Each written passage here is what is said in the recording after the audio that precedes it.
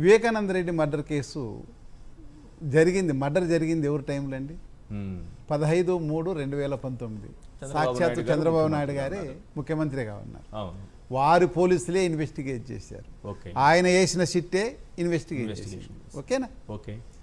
మరి ఆ గొడ్డలి మరి ఆ 3 నెలల పాలనలో మరి ఎందుకు తేల్చలేకపోయారు మీరు?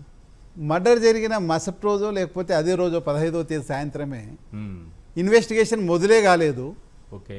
మీరేం చేశారు? చంద్రబాబు నాయుడు గారు ఒక ప్రెస్ మీట్ పెట్టి పక్కన డీజీలను అందరిని పెట్టి కూర్చొని అది మీ కుటుంబ సభ్యులే మర్డర్ చేస్తే మేమేం చేస్తాము, మా పార్టీకి ఏం సంబంధం అని ఇది తీసుకున్నాడు. ఆయన తీసుకొని వెంటనే ఒక సిట్ వేసేసాడు.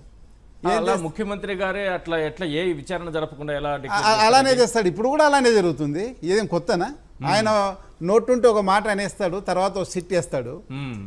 ఆ సిట్ ఉన్న వాళ్ళు ఆయన కింద పనిచేసే వాళ్ళు ఏం చేస్తారు? ఆయన మాటను అబద్ధం అంటారా? మా సీఎం అబద్ధం అన్నారు కదా. ఓకే. ఆయన సీఎం గారు చెప్పిన ప్రకారమే పోయిందండి ఆ 3 నెలల పాటు.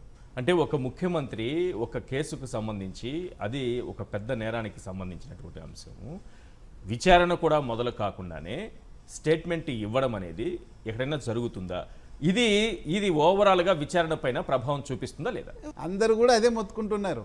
ఆయన మాట్లాడేస్తాడు, ఆయన మనసులో మాట్లాడేస్తారు, తర్వాత సిట్ వేస్తాడు. ఓకే. ఆ సిట్ వల్ల ఆయన చెప్పిందే 100% కరెక్ట్ అన్నట్లే చేస్తారు. మరి ఎందుకు అరెస్ట్ చేశారు ఆ రోజు ఎర్రగంగిరెడ్డిని, ఆయన సొంత పిఏ కృష్ణారెడ్డిని?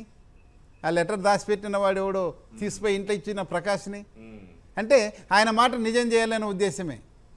ఎంవి కృష్ణారెడ్డికి కానీ ఆ ప్రకాష్కి కానీ మరి ముద్దాయిలు అనేది ఎవరు తెలుసు? అసలు ఇప్పుడు కూడా నీ ఇన్వెస్టిగేషన్లో వాళ్ళకి ముద్దాయిలు అనే వాళ్ళు ముందు తెలియదని మీకే తెలిసింది కదా. ఎందుకు చేశారు? అందరి ఏళ్ళు వాళ్ళ కుటుంబ సభ్యులు వాళ్ళ కుటుంబకు సన్నిహితుల మీద చూపించి నువ్వు తప్పుకునేకి.